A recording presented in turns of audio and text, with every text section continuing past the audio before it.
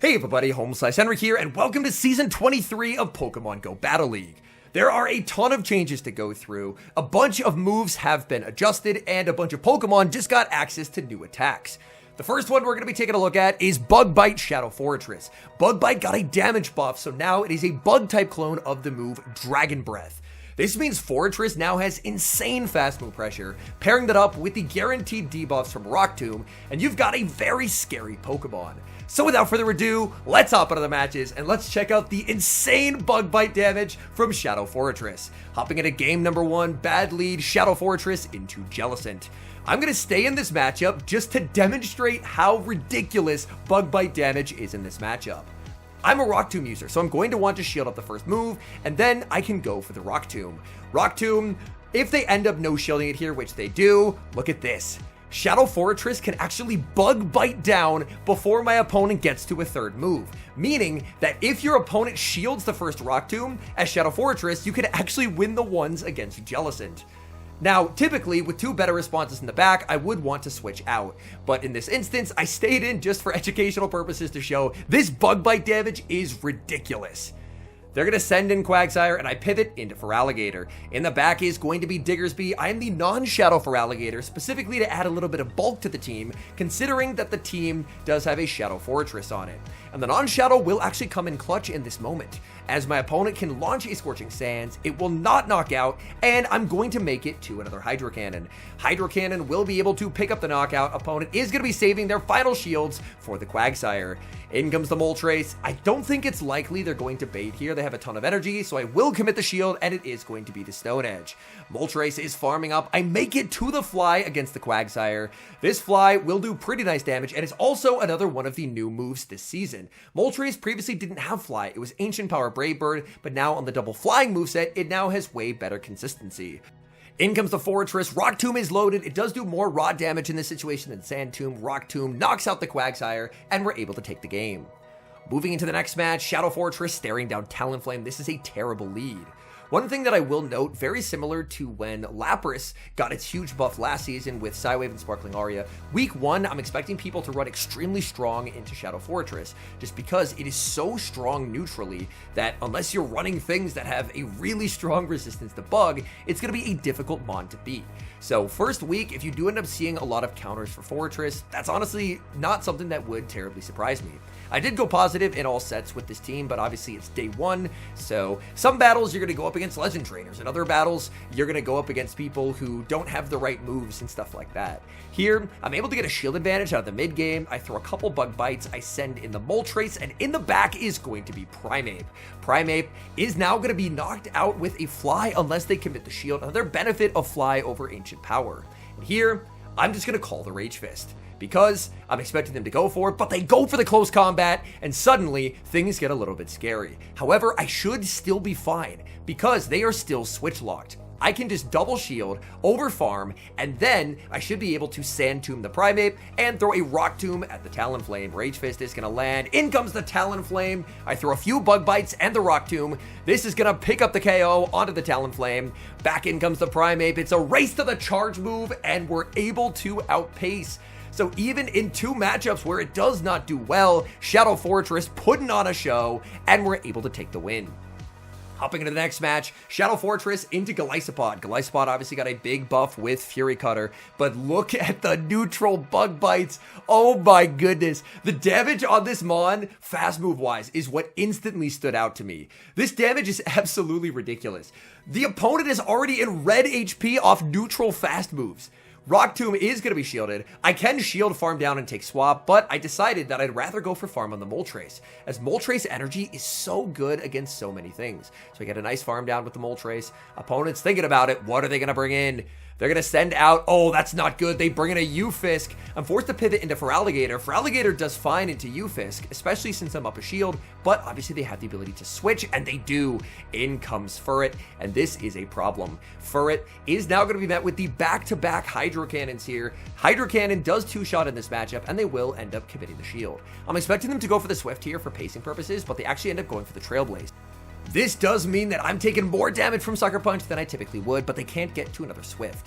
I'm going to save this Hydro Cannon because I'm going to need the Hydro Cannon to be able to KO that Stunfisk later on. I switch into the Moltres, they end up firing off a Trailblaze at the Moltres, and now they're going to send in Stunfisk. Stunfisk is going to be hit with the Brave Bird. Brave Bird will put it into a range where Hydro Cannon will knock out, but I think I'm actually going to end up losing this game because I don't have enough health remaining on my Feraligatr. I send in the Feraligatr, I throw 2 and the move, but 3 Sucker Punches are going to knock me out. So in hindsight, I definitely would have been better off if I just played for switch advantage, because then I would have had Feraligatr on the Stunfisk, which is fine, and Moltres on the Furret. We move to the next match, Shadow Forretress staring down a Primeape. Primeape, as I mentioned, an uncomfortable matchup for the Forretress. This Primeape is going to end up just going for the Rage Fist though. So Rage Fist, not going to be too much of a problem. I now get to fire off the Sand Tomb. They don't have to shield the Sand Tomb here. They can survive it and win the zeros, but if they do, that means they're going to be taking a lot more damage. So they end up committing the shield, wanting to preserve health. They will fire off the Rage Fist and pick up the KO. This team is pretty soft to Primeape, so what I'm doing is I'm just trying to set up a reverse farm with the Feraligatr of where I lose the lead, but I can shield, farm down, and exit with a ton of energy. Feraligatr energy does go very far. Out comes Dedenne, and Dedenne is a Pokemon that I am so excited to get to use. Dedenne is very scary. Straight 10 turns to a guaranteed defense boost with Parabolic Charge. Hydro Cannon is going to do big damage. Opponent is going to be firing off their Parabolic, and I will end up letting this go. I'm going to try and Sucker Punch down with the Moltres, but immediately I realize I cannot do that because they're going to boost up their defense again. So now my Sucker Punches are not doing nearly what they normally would. So I'll overfarm to the max, go for the Fly, but that's a beautiful catch from my opponent as they catch onto Grumpig. Fly, however, is going to do some pretty nice damage. It all comes down to this. If I survive Dynamic Punch, I can win this game. Dynamic Punch is a great move, but it doesn't get same type attack bonus here. I survive. I Sucker Punch down. Dedenne is still 1 Thundershock off the game-winning Parabolic, so I can go for the Brave Bird. That's massive overkill onto Dedenne, and we're able to take the win. Shadow Forretress into Shadow Dusknoir.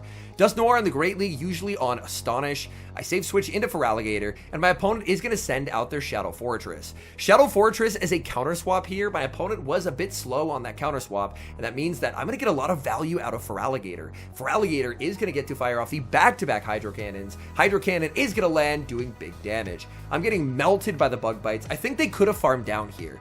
They will end up firing off the Sand Tomb, but I think they would have been better off if they committed to the farm down, because then they could have left with a Rock Tomb for my Forretress, whereas they weren't able to get that. Now I send in the Moltres. They're staying in with the Dusknoir. Dusknoir is taking massive damage. Dusknoir will be able to pressure a shield with a Dynamic Punch, and in the back is Diggersby, and this is another matchup where Fly is just so much better than Ancient Power. You no longer have to worry about throwing Ancient Power baits at Diggersby. You now have a consistent way to do damage. So Moltres, it just feels so much better. You're realistically never going to need Ancient Power again. When Ancient Power is super effective, a neutral Fly from Galarian Moltres actually does the exact same damage. Here my opponent throws a Scorching Sands at a Flying type. I don't know if that's just a BM or just a day 1 of a new season play, because you're oftentimes going to see some interesting movesets and interesting plays on day 1 of a season. Either way, I was still just in a winning position here. I get to fire off the Fly. They are going to get knocked out there. In comes the Dusknoir, and I will get to the Sand Tomb. I think Sand Tomb, just to give Forretress a way to pace faster, is quite nice. You could also potentially run Mirror Shot as well. I wanted to try Sand Tomb because I was able to get it in 1 TM.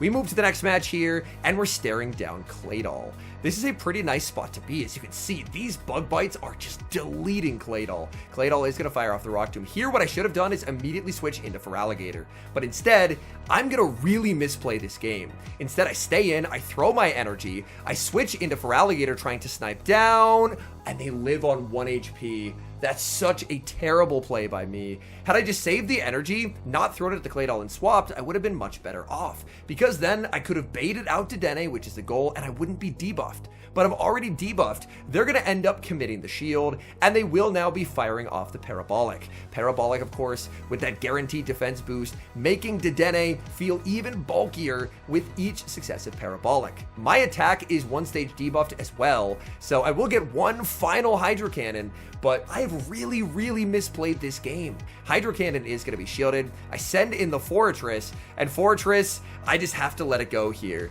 My opponent is now 3 stages boosted on Dedenne. I send in the Moltres.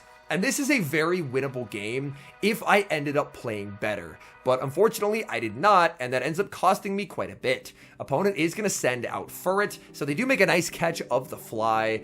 And my goodness, once I had successfully baited out the Dedenne, as long as I didn't let my Feraligatr get debuffed, I was just in a winning spot where Galarian Moltres could have swept. And here, my only way to win is farming down because I need to exit with a move. So I try for the farm down, but I cannot get there because the Dedenne was one off of the move. And unfortunately, a very winnable game will turn into a loss.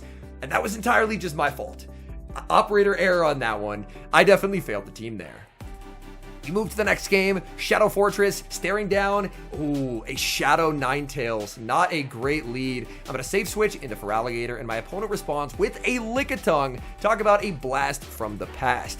So Lickitung, obviously, double resisting the Shadow Claws here from the Feraligatr. Now Lickitung, they're probably running Wrap now, because Wrap, obviously, it's a very bad move damage per energy-wise, but it does get a guaranteed debuff, so they will go for the Wrap. No shield in the Wrap means that I will win the zeros here, which is very nice. So I will get to a triple Hydro, and that's going to force a shield from my opponent. My thought process at this point is basically that I'm going to try and get shields down if at all possible, get a nice farm down here with the Forretress, and potentially take the win by Rock Tombing the Ninetales. So my opponent is going to go for the Wrap, lowering my defense once again. They're going to look to send in the Ninetales, and I immediately pivot out into the Moltres. It is a costume Ninetales as well, Ninetales. Straight 5 now to Weather Ball, and Ninetales is going to grab an early shield.